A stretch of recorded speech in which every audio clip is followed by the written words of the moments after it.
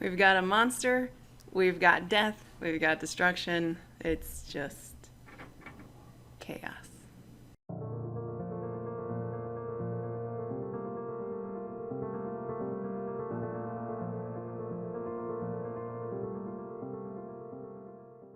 Hi everybody, I'm Mrs. Brown. Welcome back. Last time that we were reading, we got to meet the people of Heorot. We got to meet King Hrothgar, who's like pretty awesome and amazing and just like the best king ever. And then we got to meet this mysterious monster who lived down in the marshes, and he has very sensitive ears. This is all part of the exposition, and where nothing's really happening. We're just going and like learning a little bit about all of these different characters. So poor Grendel, his ears hurt, and instead of using his words, he goes and decides to attack. So not cool. He goes and kills 30 people, and that moment when he goes and kills those 30 people, that becomes the inciting incident or the problem, because now how is the problem going to be solved? That will become the resolution. So how is the problem resolved? So now we get to meet Beowulf. I'm sorry, I get like super geeked out about this because Beowulf is like my book boyfriend, because he's amazing and glorious, and I really appreciate him and all that he does. So the living sorrow of Healfdene's son simmered, bitter and fresh, and no wisdom or strength could break it. That agony hung on king and people alike, harsh and unending, violent and cruel and evil. Even though this part is called Beowulf, Healfdene's son, where we have right there that is highlighted for us, that is Hrothgar, and we can see it on over here in our little notes. Thankfully we have these notes. I really enjoy them. They're great. But remember, this is set way back in the day, way before the time of text messaging and Snapchat and TikToks and everything like that, where everything now is very instantaneous. Back then, it was all just by word of mouth. So it took years for Beowulf to go and hear about this. So remember that he's not from the same area that Hrothgar is, and so he's going to have to go and travel to go see him. So anyway, Healfdene's son is Hrothgar, not Beowulf, just FYI. Now, we are in the rising action part of the story, and that's where more stuff starts to happen, a little bit more complications, but there's really not a ton of action going on. It's just more additions to the story. All right, so let's go ahead back on in line 109. In his far-off home, Beowulf, Hygelac's follower and the strongest of the Geats, greater and stronger than anyone anywhere in this world, heard how Grendel filled knights with horror and quickly commanded a boat fitted out, proclaiming that he'd go to that famous king, would sail across the sea to Hrothgar now when help was needed. What a guy. I mean, how great. I mean, like, if I heard that across the sea that there was, someone having some issues, I don't think I would be that amazing of just be like, you know what, I've got this, let me go and just take on over and I will go and defeat a monster. I don't have that in me. So that's so cool about him. So the other thing is, check out how he is described, and this is very telling for the type of time period that we had. Remember that Grendel was gone and connected to all of the evil creatures of the world, and now Beowulf is connected to some pretty high up people and who seem very good. And we'll learn a little bit more about that later, but let's go see what it says. So it says his uncle's the king of the Geats. And so, okay, you can pronounce it either Geats or Gates. I've heard it both ways. I don't know which one is true, so whichever one. I know it looks like Geats, so if you just want to rock out with Geats, you go for it, okay? I was always taught that it was Gates. But you know what? It's all good. It's fine. Whichever one. So, because his uncle is the king, that means that Beowulf is a prince. He's royalty. So, he's already high up. So, that already means that he doesn't even need to go and like be a warrior. He could just sit on his like little princely throne and just be all like, yeah, let me go and like deal with all the people and everything like that. He doesn't have to do it. And yet, he wants to. That's his type of personality. And that's really cool. He's also the strongest. He's so stronger than anyone anywhere in this world. So this guy is ripped. It's pretty awesome. And as soon as he heard that Herit needed help, he wants to go and help. And that's so sweet. And that's truly why he is like number one for me, like my book boyfriend. I just adore him so much. But what does that say about Beowulf as a person? You know, like he is amazing and wonderful and glorious and fantastic, and all of the adjectives, just all of them. None of the wise ones regretted his going, much as he was loved by the Geats. The omens were good, and they urged the adventure on. So Beowulf chose the mightiest men he could find, the bravest and best of the Geats, 14 in all, and led them down to their boat. He knew the sea would point the prow straight to that distant Danish shore. So first, that was really difficult to say. So I'm pretty proud of myself for being able to say that. Cool. If we go and take a little look at the little E on over here, and let's go take a look over here. It says an epic is a long narrative poem that traces the adventures of a great hero. In this case, it's Beowulf. Almost all national cultures have their own epics, whose stories and heroes play a role in defining the national character. An epic may describe how a nation was established or highlight specific traits associated with its people. So we're really looking at that part. And if we're looking at why the Anglo-Saxons love to tell this story around the fire, we're seeing a lot of traits in here of bravery and doing the right thing just because it is the right thing to do. So it says, read lines 109 through 124. At what point in the story is Beowulf introduced? So it's already into the rising action. We haven't met him until after the problem. What traits of an epic hero does he appear to possess? And that's going to be super important to go and look to see what it means to be an epic hero. And how does that show who he is as a person? And that's something important to realize about ourselves too, of how do our actions speak to who we are as people as well? What does that reflect about our personality? Is it true? Are you the person that you think that you are based upon the actions that you have done? And if not, start becoming it. You can do it. And then it says, which traits of Beowulf's might also be used to describe the British people and their origins? We kind of just talked about that there too.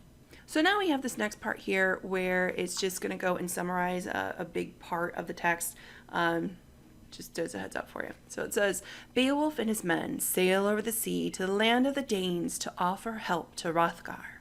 They are escorted by a Danish guard to Herit, where Wulfgar, one of Hrothgar's soldiers, tells the king of their arrival. Hrothgar knows of Beowulf and is ready to welcome the young prince and his men. So you're starting to see a little bit of where there's some similarities in names. So we have the Gar part of Hrothgar, Wulfgar. It's probably something very important that you don't really need to know, but just wanted to point that out, that they're probably related in some way, shape, or form. Then Wulfgar went to the door and addressed the waiting seafarers with soldiers' words. My lord, the great king of the Danes commands me to tell you that he knows of your noble birth, and that having come to him from over the open sea, you have come bravely, and you are welcome. Now go to him as you are, in your armor and helmets, but leave your battle shields here and your spears. Let them lie waiting for the promises your words may make. All right, so that's super smart on Wulfgar's part and also Hrothgar's part, because they don't know these guys. You know, like Hrothgar's heard of Beowulf, but he doesn't know like the entire reason why he's there. So by having them, it's okay for them to be in their armor and their helmets, but to leave their weapons outside, that's a smart move, because in that way, if they're like lying about why they're actually there, then they don't have their weapons with them. So smart move. Beowulf arose with his men around him, ordering a few to remain with their weapons, leading the others quickly along Herit's steep roof into Hrothgar's presence. Standing on that prince's own hearth, helmeted, the silvery metal of his mail shirt gleaming with a smith's high art, he greeted the Danes' great lord. Hail, Hrothgar! Hygelac is my cousin and my king. The days of my youth have been filled with glory. Now Grendel's name has echoed in our land. Sailors have brought us stories of Heorot, the best of all mead halls, deserted and useless when the moon hangs in skies the sun had lit, light and life fleeing together. Oh, how poetic. That sounds great. My people have said, the wisest, most knowing, and best of them, that my duty was to go to the Danes' great king. They have seen my strength for themselves, have watched me rise from the darkness of war, dripping with my enemy's blood. I drove 5 great giants into chains, chased all of that race from the earth. I swam in the blackness of night, hunting monsters out of the ocean and killing them one by one. Death was my errand, and the fate they had earned. Ooh, so great, you know? So this sounds very much like a verbal resume or even a job interview. Beowulf is trying to go and say, I'm the right man for the job. I'm the one who can go and defeat Grendel. So please let me try this. And so check out what all he's done. It says that he's driven 5 great giants into chains and chased all of that race from the earth. So he has gone and killed off all the giants that used to be in the world. Single-handedly, he went and killed them. Then it says, oh, just the visualization here. They have seen my strength for themselves, have watched me rise from the darkness of war, dripping with my enemy's blood. Oh my gosh, that's just so intense there. Oh, kind of gross. Then it says, I swam in the blackness of night, hunting monsters out of the ocean, killing them one by one. Death was my errand and the fate they had earned. All right, so small side note here. The monsters that they're talking about in there, they were probably walruses. Just kind of entertaining. I don't know, just to let you know. Now Grendel and I are called together, and I've come. Grant me then, Lord and Protector of this noble place, a single request. I have come so far, O shelter of warriors, and your people's loved friend, that this one favor you should not refuse me, that I alone, and with the help of my men, may purge all evil from this hall. So this is interesting, where Beowulf is saying, hey, you know, I really want to be able to go and defeat this monster, but please let me do it alone and with the guys that I trust. And like, it's no shade against Hrothgar and all of those guys or anything like that. It's just a matter of that they're the best of the best and they know how they work together. And that's going to be really important. You have to be able to have that team and know how each other works. And also, truthfully, Hrothgar's guys have not gotten it done in years. So they don't have the best track record. I'm so sorry, Hrothgar's guys, but it's true. I have heard, too, that the monster's scorn of men is so great that he needs no weapons and fears none. Nor will I. My lord Hygelac might think less of me if I let my sword go where my feet were afraid to. If I hid behind some broad linden shield, my hands alone shall fight for me, struggle for life against the monster. God must decide who will be given to death's cold grip. Grendel's plan, I think, will be what it has been before, to invade this hall and gorge his belly with our bodies, if he can. If he can. Oh. Okay, so let's go and dive into that there and analyze that. He says that he's heard that Grendel doesn't use any kind of weapon. So he doesn't think that it would be noble if he went and used weapons too. So that's pretty cool of him. It's very very honorable, where it's going to be a fair fight. And so he's like, you know what? I would think less of myself, but also my king would be very upset with me, and I just can't do that to him. Oh, so sweet. And I think if my time will have come, there'll be nothing to mourn over, no corpse to prepare for its grave. Grendel will carry our bloody flesh to the moors, crunch on our bones, and smear torn scraps of our skin on the walls of his den. No, I expect no Danes will fret about sewing our shrouds if he wins. And if death does take me, send the hammered mail of my armor to Hygelac.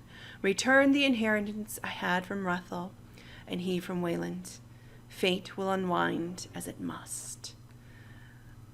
So that's so gross. So we get a little bit more of like what all Grendel does with the bodies after he goes and kills them.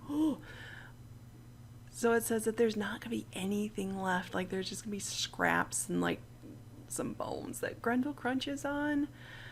Oh, it's so gross. I mean, there's a visual right there. That's just some imagery.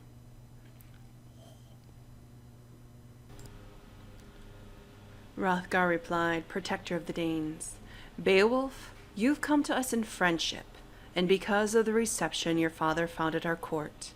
Ecgtheow had begun a bitter feud, killing Hathlaf, a wolfing warrior. Your father's countrymen were afraid of war, if he returned to his home, and they turned him away. Then he traveled across the curving waves to the land of the Danes.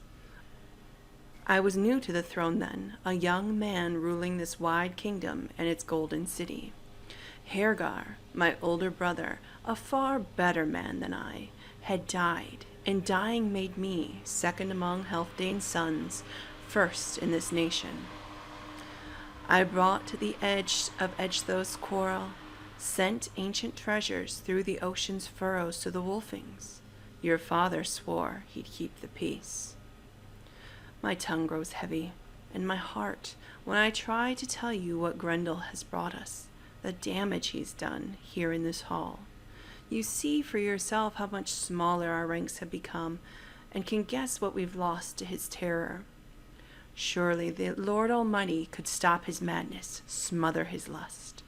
How many times have my men, glowing with courage drawn from too many cups of ale, sworn to stay after dark and stem that horror with a sweep of their swords.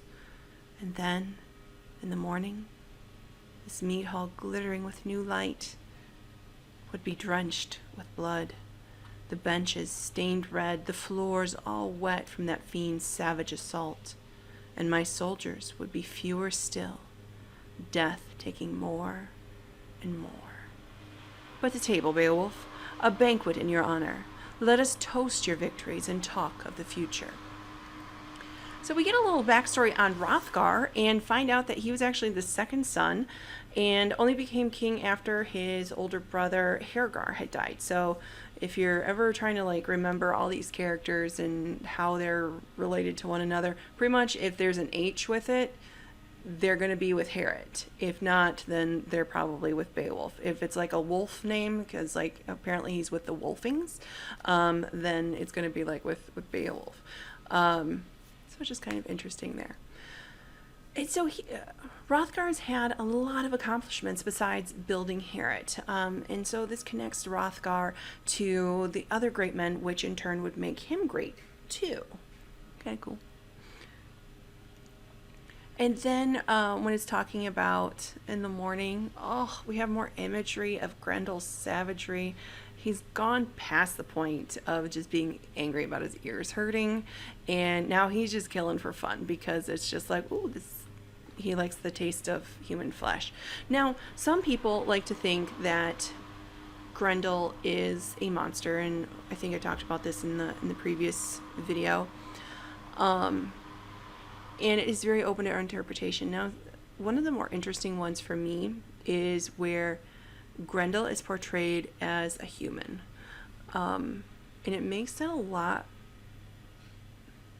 scarier, I guess. At least for me it does, because it really goes and looks at how terrible humanity can be to one another. And so I always kind of have like a little combo in my head, I think, but it's just kind of interesting in order to think about like what is the scariest thing or person for you. For me, I think it wouldn't be more of like an animal type of thing because at least I can explain that away. But instead, like if it looked more human-esque for Grendel. I mean, how gross is this? It says the the mead hall would be drenched with blood. The benches are stained red, and so's the floors, and it's just so gross. Then Hrothgar's men gave places to the gates, yielded benches to the brave visitors, and led them to the feast. The keeper of the mead came carrying out the carved flasks and poured that bright sweetness. A poet sang from time to time in a clear, pure voice. Danes and visiting gates celebrated as one, drank, and rejoiced. Now, the second part of Beowulf begins and ends with the rising action of the story. And the exposition, the rising action, the falling action are all going to be the longest, and they're going to have multiple actions that will be within each part of them. Whereas, like the inciting incident, the climax, and the resolution are just going to be one single action. That's it, just one and done. So in the next part here, in Beowulf 3, we are going to be finally getting to the climax of the story, guys. So I'm very excited. Thanks for watching, and we'll see you later. Bye.